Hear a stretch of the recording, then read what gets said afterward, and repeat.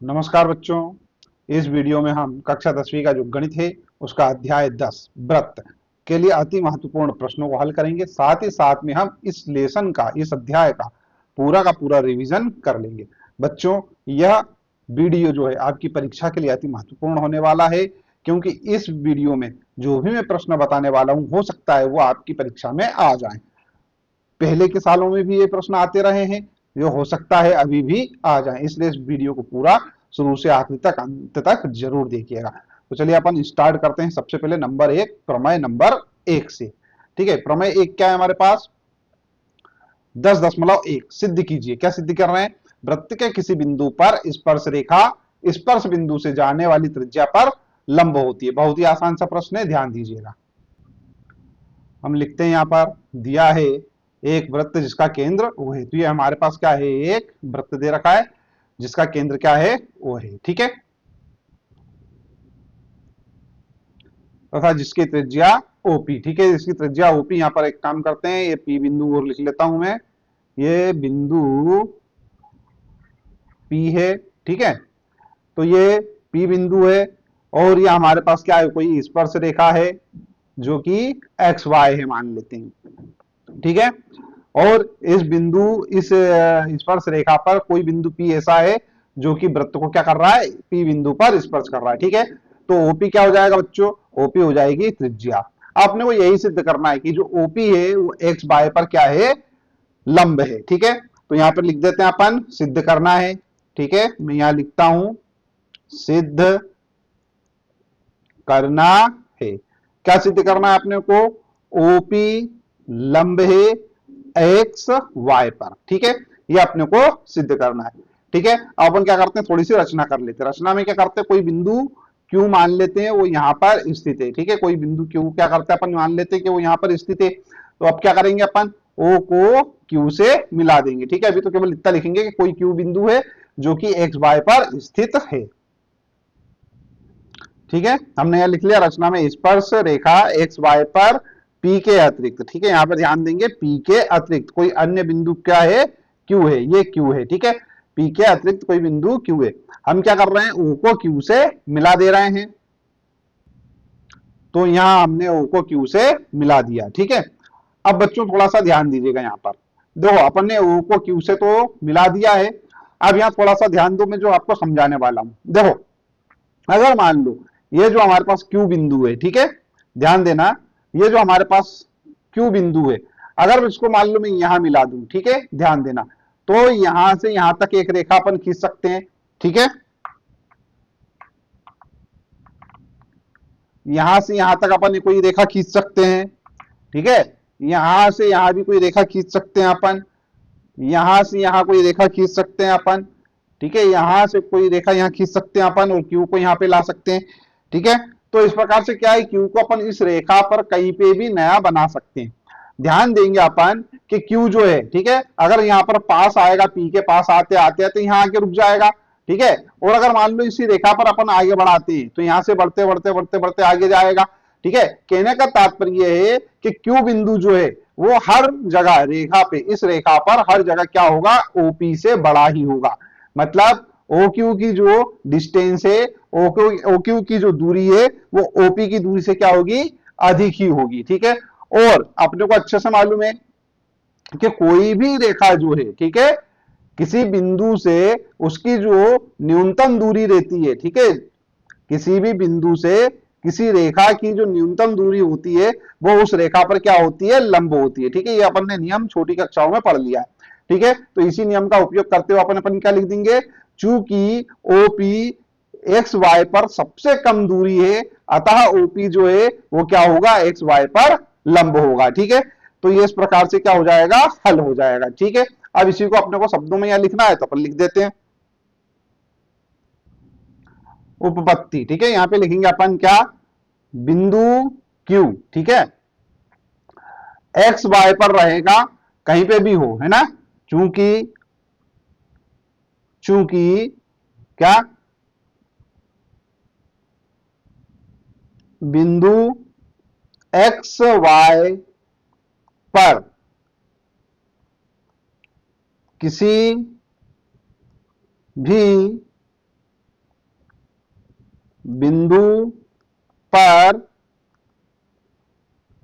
स्थित रहे, वह सदैव ही, वह सदैव ही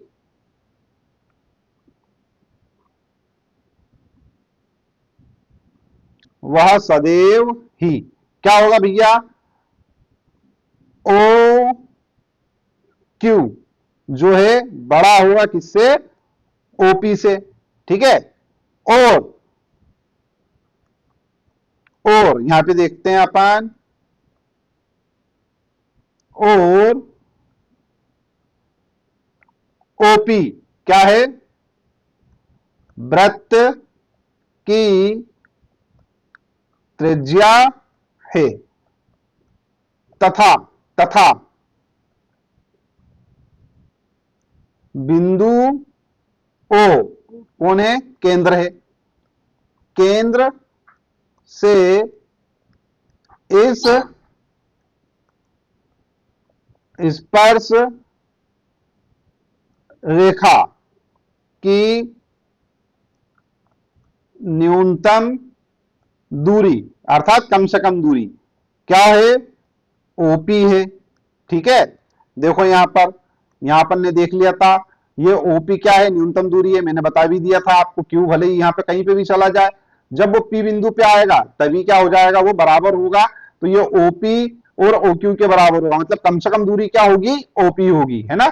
और हम अच्छे से जानते हैं कि जो कम से कम दूरी रहती है, जो न्यूनतम दूरी रहती है, ठीक है, वह क्या होती है, लंब होती है, ठीक है ना। और यहां पे लिखेंगे हम जानते हैं, क्या जानते हैं, कि किसी बिंदु से,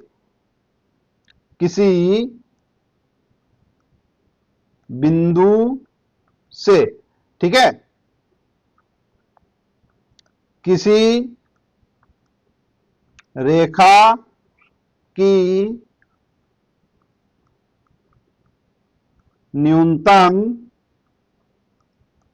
दूरी, ठीक है, उस रेखा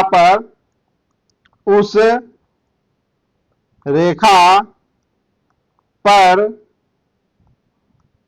खींचे गए लंब, खींचा गया लिख देते, खींचा गया लंब होती है, ठीक है। इसको सुधार लो थोड़ा,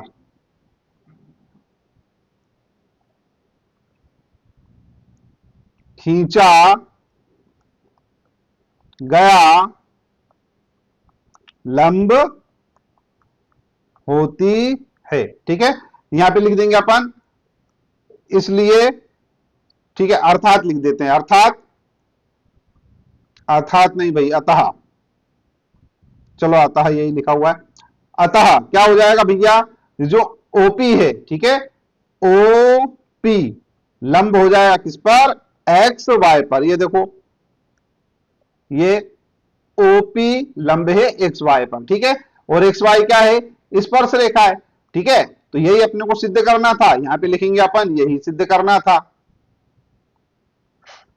यही सिद्ध करना था, ठीक है। बच्चों ये अति महत्वपूर्ण प्रमेय थी एक, जो अपने को अच्छे से याद होना चाहिए।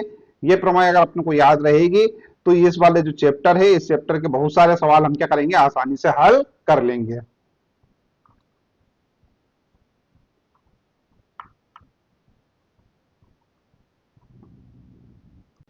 चलिए बच्चों, अब हम यहाँ पर प्रमेय 10.2 देखते हैं। यह भी एक महत्वपूर्ण प्रमेय है। बाह्य बिंदु से वृत्त पर खींची गई स्पर्श रेखाओं की लंबाइयां बराबर होती है, ये अपने को यहाँ पर सिद्ध करना है, ठीक है। तो हमको क्या है, कोई वृत्त दे रखा है, ये इस प्रकार से हमारे पास क्या है, वृत्त दिया हुआ है जिसका केंद्र O है, ठीक है। और क्या दे रखा है अपने को, पी क्यू और पी आर, कोई दो बाह्य रेखाएं हैं, ठीक है, जो कि क्या कर रही हैं, इस वृत्त को स्पर्श कर रही हैं, ठीक है। अब अपने को यहां पर सिद्ध करना है कि पी क्यू और पी आर ये दोनों क्या है, बराबर है, ठीक है। तो बड़ा आसान सा काम, सबसे पहले अपन क्या करते हैं, यहाँ पर जो दिया है वो लिख लेते हैं, तो हमको सबसे पहले दिया है, ठीक है। क्या दिया है भैया अपने को दे रखा है एक वृत्त जिसका केंद्र O है। लिखते हैं तथा बाह्य बिंदु P से वृत्त की दो स्पर्श रेखाएं, ठीक है, PQ और PR। अब अपन क्या करेंगे बच्चों, यहां अपने को सिद्ध करना है, यहां पे लिखते हैं अपन सिद्ध करना है, ठीक है। अब जो सिद्ध करना है वो लिख दो, सिद्ध करना है, ठीक है। हमको क्या सिद्ध करना है, हमको सिद्ध करना है PQ बराबर है PR के, ठीक है, ये अपने को सिद्ध करना है, PQ बराबर PR, ये अपने को सिद्ध करना है, ठीक है। अब बच्चों अपन एक काम करते हैं, अपन रचना करते हैं, ठीक है। रचना में हम क्या लिखने वाले हैं, रचना में हम लिखने वाले हैं O को Q से, O को R से और O को P से मिलाया, ठीक है। तो यहां पे लिख देता हूं मैं सीधे, O को क्या Q, R, P से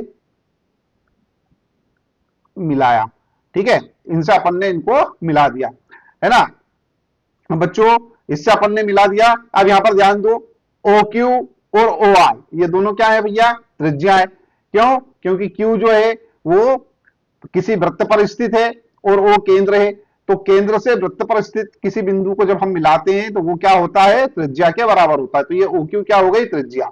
यहां पे लिखेंगे अपन, यहां OQ बराबर OR बराबर क्या है भैया, त्रिज्या है। त्रिज्या को अपने R से दर्शाते हैं तो R लिख दिया मैंने, ठीक है। तो ये चीज अपनी यहां पर हो गई, है ना। अब यहां पर ध्यान दो, OP, अच्छा अब एक काम करो, यह हो गया अपने पास, ठीक है। रचना कर दी अपन ने, उपपत्ति लिख लेते हैं,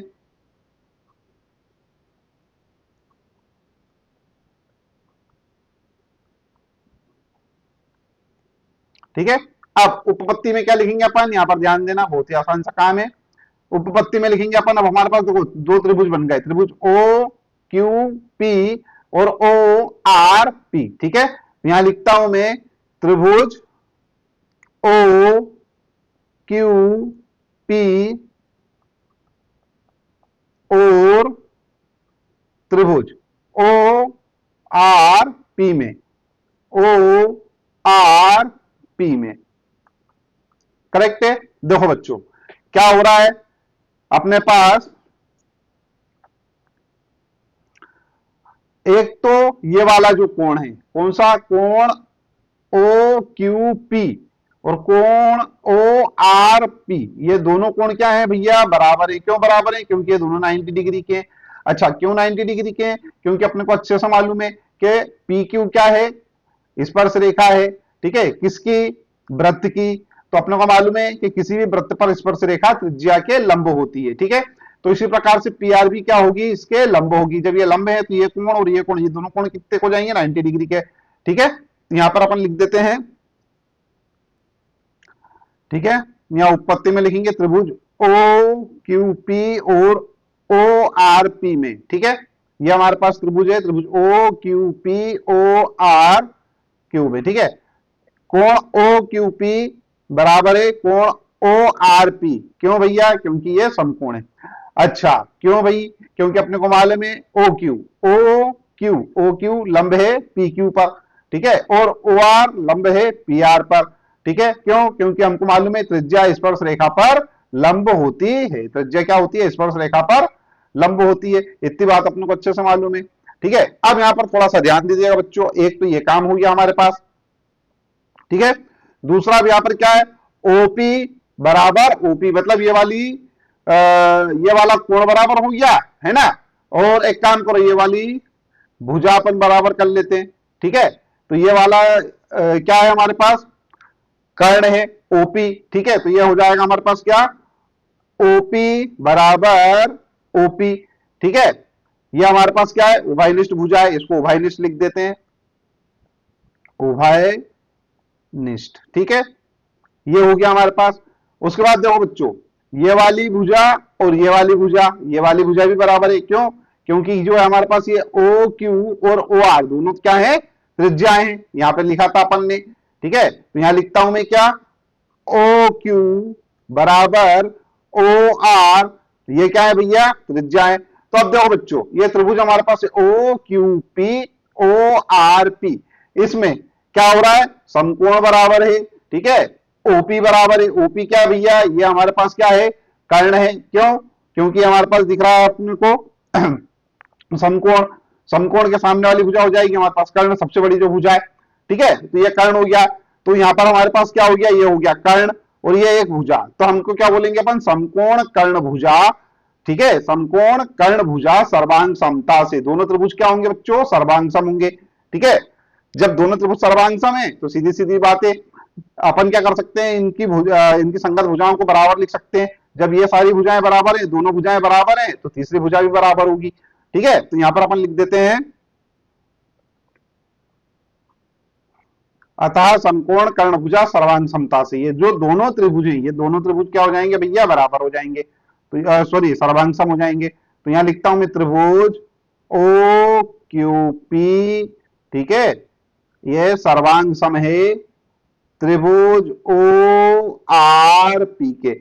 और जब दोनों त्रिभुज सर्वांग सम है तो इसकी संगत भुजाएं क्या होंगी, बराबर होंगी। ध्यान दो बच्चों, ओपी ओ क्यू, ओपी ये यहां पर थोड़ा नीचे करते, ओ क्यू और ओ आर, ठीक है, ओ क्यू और ओ आर ये बराबर है, और ओपी बराबर ओपी, ठीक है। तब बची कौन सी भुजा, ये वाली भुजा बच रही है अब हमारे पास, कौन सी, ये वाली भुजा बच रही है, ठीक है। तो अब ये वाली भुजा भी क्या होंगी, संगत भुजा बराबर होंगी, ठीक है। तो यहां पे लिखेंगे अपन, अतः यहां लिख देते हैं अपन,